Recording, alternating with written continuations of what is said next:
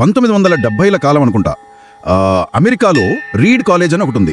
అక్కడ చదువుతున్న ఒక 18 ఏళ్ల కుర్రాడికి అసలు ఆ చదువు ఏమాత్రం ఆసక్తికరంగా అనిపించలేదు. అంటే ఆ వయసులో చాలా మందికి అలాగే అనిపిస్తుందిలేండి. అవును కదా. పైగా వాళ్ళ తల్లిదండ్రులు కష్టపడి కూడబెట్టిన డబ్బంతా కేవలం ఆ కాలేజ్ ఫీజులకే ఖర్చయిపోతుంది. దానివల్ల ఎలాంటి ప్రయోజనం లేదు అనిపించి ఆ కుర్రాడు ఒక సాహసోపేతమైన నిర్ణయం తీసుకున్నాడు. కాలేజ్ మధ్యలోనే మానేశాడు. ఓహో, అంటే డ్రాప్ అవుట్ అయ్యాడనమాట. ఖచ్చితంగా. కానీ అక్కడే ఉంటూ కేవలం కాలక్షేపం కోసం తనకు నచ్చిన కాలిగ్రఫీ, అంటే ఈ అందమైన అక్షరాలు రాసే కళ ఉంటుంది కదా, ఆ క్లాసుల్లో చేరాడు. ఆ వయసులో ఆ నిర్ణయం చూస్తే ఎవరికైనా ఎలాంటి అర్థం లేనిదిగా, ఒక ఫెయిల్యూర్గా అనిపిస్తుంది. నిజమే. ఎవరైనా సరే ఏంటి వీడు ఇలా జీవితం నాశనం చేసుకుంటున్నాడు అనుకుంటారు. అదే కదా.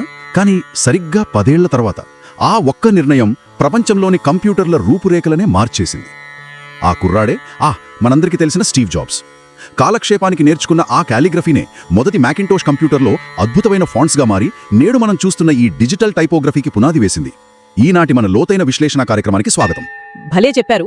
ఆ కాలిగ్రఫీ కథ వింటుంటేనే మనకు స్పష్టంగా అర్థమవుతోంది జీవితంలో మనం నేర్చుకునేది ఏది వృధా పోదు అని. ఈ రోజు మనం చర్చించబోయే అంశం కూడా సరిగ్గా ఇదే. రైట్. 2005లో స్టాన్ఫోర్డ్ విశ్వవిద్యాలయం స్నాతకోత్సవంలో, అదే గ్రాడ్యుయేషన్ డే రోజు, స్టీవ్ జాబ్స్ చేసిన ఆ చారిత్రాత్మక ప్రసంగం ఒక తరం ఆలోచన విధానాన్ని మార్చేసింది అని చెప్పొచ్చు. అందులోని అత్యంత స్ఫూర్తిదాయకమైన మాటలను, వాటి వెనక ఉన్న ఆ లోతైన మనస్తత్వ శాస్త్రాన్ని ఈరోజు మనం విశ్లేషించబోతున్నాం. అవును. పైగా ఈ ప్రసంగానికి సంబంధించి ఒక అద్భుతమైన విశేషం కూడా ఉంది. ఈ ఆంగ్ల ప్రసంగాన్ని శ్రీ గురుమంచి రాజేంద్ర శర్మ గారు ఎంతో అద్భుతంగా, మనసుకు హత్తుకునేలా తెలుగులోకి అనువదించారు. అవును, ఆ అనువాదం నిజంగా చాలా గొప్పగా ఉంటుంది. ఖచ్చితంగా. నేను ఆ అనువాదం చదువుతున్నప్పుడు నాకు ఒక ఆహా మూమెంట్ అనిపించింది. అంటే స్టీవ్ జాబ్స్ చెప్పిన తత్వశాస్త్రం మన నేటివిటీకి, మన తెలుగువారి ఆలోచన విధానానికి ఎంత దగ్గరగా ఉందో స్పష్టంగా తెలుస్తుంది. ఆంగ్లంలో ఉన్న ఒక భావాన్ని, దాని జీవం ఏమాత్రం కోల్పోకుండా మన మాతృభాషలో అందించడం వల్ల ఇది అందరికీ ఇంకా బాగా కనెక్ట్ అవుతుంది. నిజమే.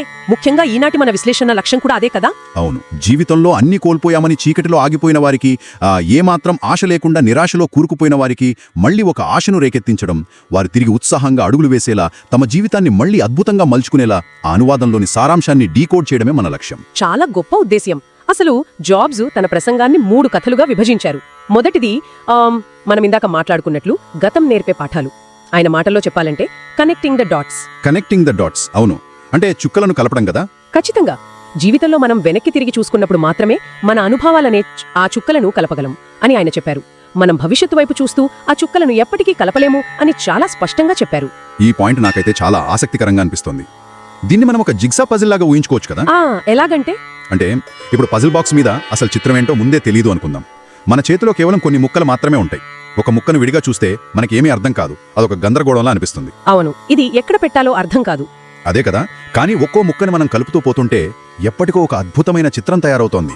జీవితంలో మనకు ఎదురయ్యే ప్రతి సంఘటన, ముఖ్యంగా మనకొచ్చే కష్టాలు కూడా ఆ పజిల్లోని ఒక ముక్క లాంటివే కదా.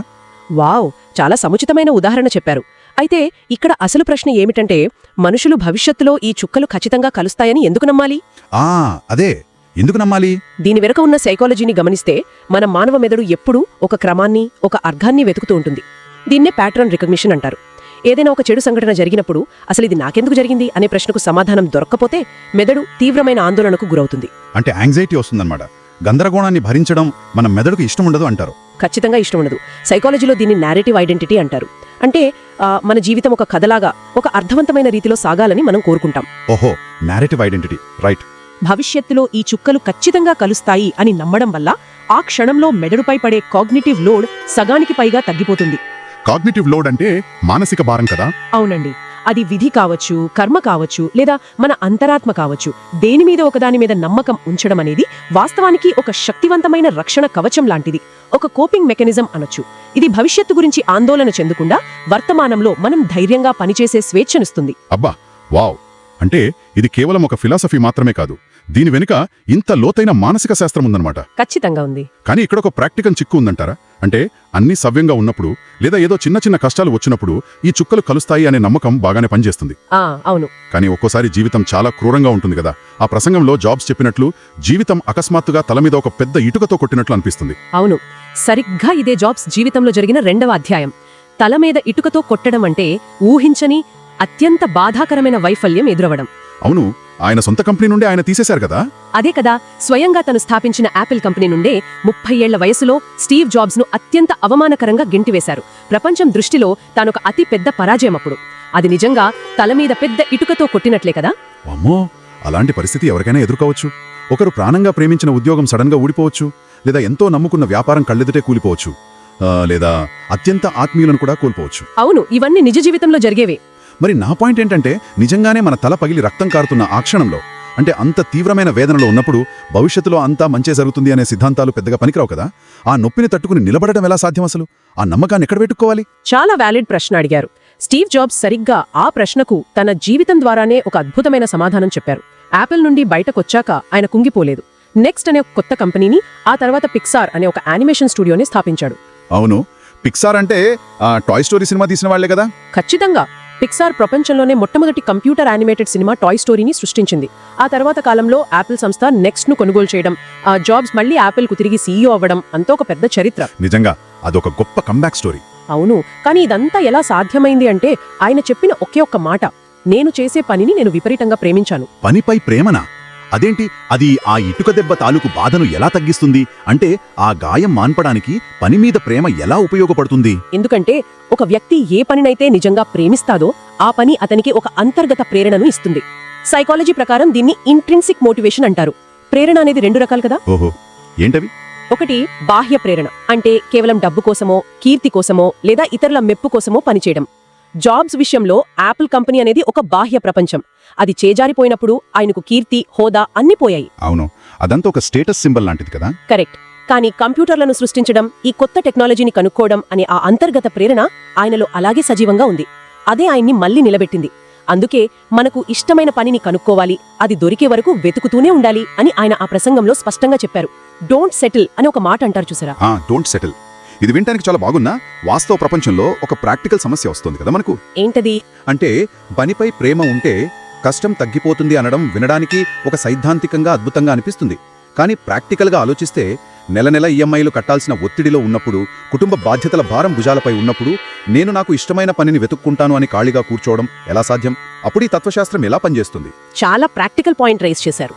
డోంట్ సెటిల్ అంటే రాజీ పడొద్దు అని చెప్పినప్పుడు దాని అర్థం రేపే మీ ఉద్యోగానికి రాజీనామా చేసేసి రోడ్డు మీదకి వచ్చి వెతకమని కాదు. అమ్మయ్యా, అదే కదా. అలా చేస్తే ఇంట్లో వాళ్ళు ఊరుకోరు.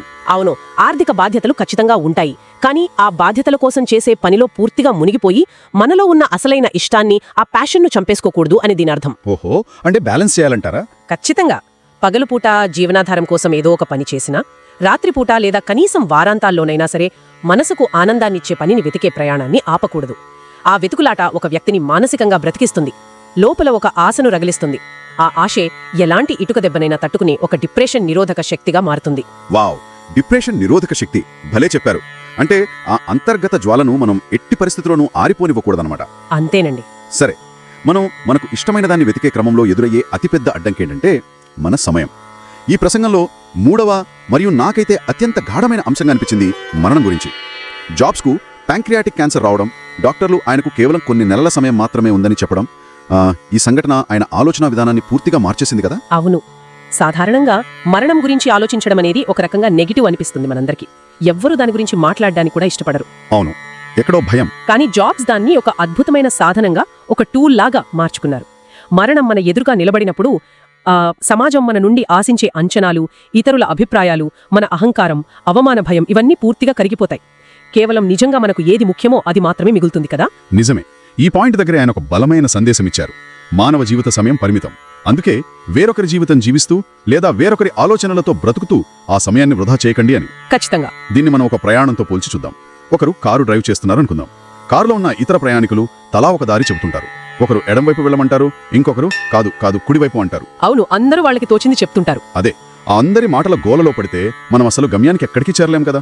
ఆ నాయిస్లో పడిపోతాం. స్టీరింగ్ ఎవరి చేతిలో ఉందో గమ్యం ఎక్కడికో కూడా వారికే స్పష్టంగా ఉండాలి. రైట్. ఆ కార్లోని ప్రయాణికులు చెప్పే మాటల్నే జాబ్స్ డాగ్మా అని పిలిచారు. డాగ్మా అంటే? డాగ్మా అంటే ఇతరుల ఆలోచనల ఫలితాలకు సమాజం గీసిన గీతల్లో బ్రతకడం. సమాజం ఎప్పుడూ ఒక మూసని తయారు చేసి పెడుతుంది. ఇలాగే చదవాలి, పలానా ఉద్యోగమే చెయ్యాలి, ఈ వయసుకి ఇది సాధించాలి అని. అవును కదా. 25కి పెళ్ళవ్వాలి, 30కి ఇల్లు కొనాలి అని ఒక లిస్ట్ ఉంటుంది. అదే కదా. దాన్ని గుడ్డిగా అనుసరించడం వల్ల ఒకటి సొంత జీవితం పూర్తిగా చేజారిపోతుంది. ఇక్కడ ఒక ఆసక్తికరమైన ఎవల్యూషనరీ బయాలజీ కాన్సెప్ట్ కూడా ఉంది తెలుసా. మనుషులు అసలు ఎందుకు ఇతరుల మాటల ప్రభావానికి అంత త్వరగా లోనవుతారో ఊహించగలరా? ఎవల్యూషన్కి అంటే ఈ పరిణామ క్రమానికి ఇతరుల మాటలు వినడానికి సంబంధం ఉందా అసలు? చాలా దగ్గర సంబంధం ఉందండి. ఆదిమానవుల కాలంలో ఒక గుంపుగా కలిసి ఉండటం అనేది బ్రతకడానికి అత్యవసరం. గుంపు నుండి ఏమాత్రం వేరుపడినా క్రూర జంతువుల పాలపడి చనిపోయే ప్రమాదం ఉందప్పుడు. ఓహో, అంటే ఐసోలేట్ అయితే డేంజర్ అన్నమాట. ఖచ్చితంగా. అందుకే మన మెదడు ఎప్పుడూ ఆ గుంపుతో కలిసి ఉండేలా ప్రోగ్రాం చేయబడింది. గుంపుకి ఎదురెళ్లడం అంటే మెదడు దృష్టిలో అది మరణంతో సమానం. అందుకే ఎవరైనా సమాజం గీసిన గీతను దాటి కొత్త దారిలో వెళ్లాలనుకున్నప్పుడు మన మెదడులో ఆటోమేటిక్గా భయం పుడుతుంది. అది వాస్తవానికి ఒక జీవ సంబంధమైన రియాక్షన్. ఓ మై గాడ్, అంటే ఇతరుల అభిప్రాయాలకు భయపడటం అనేది కేవలం సైకలాజికల్ మాత్రమే కాదు, బయోలాజికల్ కూడా అన్నమాట. బుర్ర పాడైపోతుంది అసలు ఈ లింక్ చూస్తుంటే. సరిగ్గా పట్టుకున్నారు. అందుకే సొంత దారిలో నడవాలంటే అంత ధైర్యం కావాలి. ఇతరుల అభిప్రాయాల హోరులో మన అంతరాత్మ గొంతును నొక్కేయకూడదు అని జాబ్స్ చెప్పడానికి అసలు కారణమదే. వావ్. మన కారు ఎటు వెళ్లాలో మన మనసుకి ముందే తెలుసు. ఈ జీవ సంబంధమైన భయాన్ని అధిగమించి హృదయాన్ని, మన అంతర్వాణిని అనుసరించే ధైర్యం కలిగి ఉండాలి మనం. ఇతరుల మాట విని ఫెయిల్ అయితే జీవితాంతం ఒక పశ్చాత్తాపం మిగిలిపోతుంది. అదే సొంత నిర్ణయంతో ఫెయిల్ అయినా అదొక పాఠం నేర్పుతుంది, కానీ ఆత్మసంతృప్తిని మిగులుస్తుంది కదా. 100% నిజం. ఈ 3 పాఠాలు చూస్తుంటే ఒకదానికొకటి ఎంత బలంగా అనుసంధానించబడి ఉన్నాయో కదా. ఒకసారి మనం సమీక్షించుకుంటే, ముందుగా జీవితంలో జరిగే గందరగోళం గురించి భయపడకుండా భవిష్యత్తులో ఈ చుక్కలు కలుస్తాయని బలంగా నమ్మడం, ఆ నమ్మకంతో ఒక పునాది వేసుకోవడం. అవును. ఆ తర్వాత జీవితం మనల్ని ఇటుకతో కొట్టినట్లు తీవ్రమైన కష్టాలు ఎదురైనప్పుడు మనకు ఇష్టమైన పనిని వెతుక్కునే ప్రయాణాన్ని ఎట్టి పరిస్థితులను ఆపకుండా నిలబడటం. ఖచ్చితంగా. అండ్ చివరగా, మన సమయం చాలా పరిమితం కాబట్టి ఇతరుల అభిప్రాయాలకు, వాళ్ల భయాలకు లొంగిపోకుండా మన అంతరాత్మ చెప్పినట్లు నడవడం. ఇదొక సంపూర్ణమైన జీవిత పాఠం అసలు. అవునండి. ప్రతి మనిషి జీవితంలోనూ చీకటి రోజులొస్తాయి. అసలు ముందేం జరుగుతోందో దారే కనిపించని ఒక అయోమయ స్థితి రావచ్చు. కానీ ఈనాటి మన సంభాషణ ద్వారా ఒక విషయం స్పష్టంగా అర్థమవుతుంది. ఆ చీకటి శాశ్వతం కాదు. ఖచ్చితంగా కాదు. ఎవరైతే తాము పూర్తిగా ఓడిపోయామని, ఇక జీవితంలో అన్నీ ముగిసిపోయాయని ఒక నిరాశలో కూరుకుపోయి ఉన్నారో వారికి ఈ మాటలు ఖచ్చితంగా ఒక మేలుకొలుపు. మీరు నిరాశలో ఉన్నా సరే ఈ క్షణం నుండే మీ జీవితాన్ని తిరిగి అద్భుతంగా నిర్మించుకోవచ్చు. దానికి కావలసిన శక్తి బయట ఎక్కడో లేదు, ప్రతి ఒక్కరి అంతరాత్మలోనే ఉందని ఈ ప్రసంగం భరోసా ఇస్తోంది. ఎంతటి కష్టాలనైనా సరే ఎదిరించి తిరిగి ఉత్సాహంతో మన జీవితాన్ని ప్రారంభించడానికి ఇంతకంటే గొప్ప స్ఫూర్తి మరొకటి ఉండదనిపిస్తోంది. ఇలాంటి అద్భుతమైన జీవిత సత్యాలను ఎంతో సులభంగా ప్రతి అక్షరంలో ప్రాణం ముట్టిపడేలా మన తెలుగువారికి అందించిన శ్రీ గురుమంచి రాజేంద్ర శర్మ గారి కృషికి నిజంగా మనం ప్రత్యేకమైన కృతజ్ఞతలు చెప్పుకోవాలి. అవును, ఆయన అనువాదం వల్లే ఈ భావాలు నేరుగా మన హృదయానికి హత్తుకునేలా మారాయి కదా. నిజమే. ఈ అద్భుతమైన విశ్లేషణను మనకందించిన శ్రీ గురుమంచి రాజేంద్ర శర్మ గారి శుభాశిస్సులు ఎల్లప్పుడూ తోడుగా ఉంటాయని తెలియజేస్తూ, ఈ కార్యక్రమం వింటున్న వారు కూడా ఒక కొత్త ఉత్సాహంతో ముందుకు వెళ్లాలని ఆశిద్దాం. ఖచ్చితంగా. శ్రీ గురుమంచి రాజేంద్ర శర్మ గారి శుభాశీస్సులు, వారి ఆశీర్వాద బలం ఈ కార్యక్రమం వింటున్న ప్రతి ఒక్కరికి ఎల్లప్పుడూ తోడుగా ఉండాలని మనసారా కోరుకుందాం. మన ఈ లోతైన విశ్లేషణ ఇక్కడితో ముగుస్తోంది. కానీ దీని తాలూకు ప్రభావం ఒక ఆలోచనగా ఎప్పుడూ మనలో మిదులుతూనే ఉండాలి. ఇదంతా విన్నాక నాకొక ఆసక్తికరమైన ప్రశ్న మిగిలిపోతోంది. ఏంటది? జీవితం ఒక్కోసారి తల మీద ఇటుకతో కొట్టినట్లు అనిపిస్తుంది అని మనం అనుకున్నాం కదా. అయితే జీవితం విసిరే ఆ ఇటుక దెబ్బ ఒక వ్యక్తిని కింద పడేసి పూర్తిగా నాశనం చేయడానికి వస్తుందా? లేదా ఎవరైనా తప్పుదారిలో ప్రయాణిస్తున్నప్పుడు వారిని సరైన గమ్యం వైపు నడిపించడానికి, వారిని మేల్కొల్పడానికి ఒక హెచ్చరికలా వస్తుందా? ఇది నిజంగా లోతుగా ఆలోచించాల్సిన విషయం. మళ్ళీ మరొక అద్భుతమైన అంశంతో తదుపరి విశ్లేషణలో కలుద్దాం. మీ అంతరాత్మ చెప్పే మాట వింటూనే ఉండండి.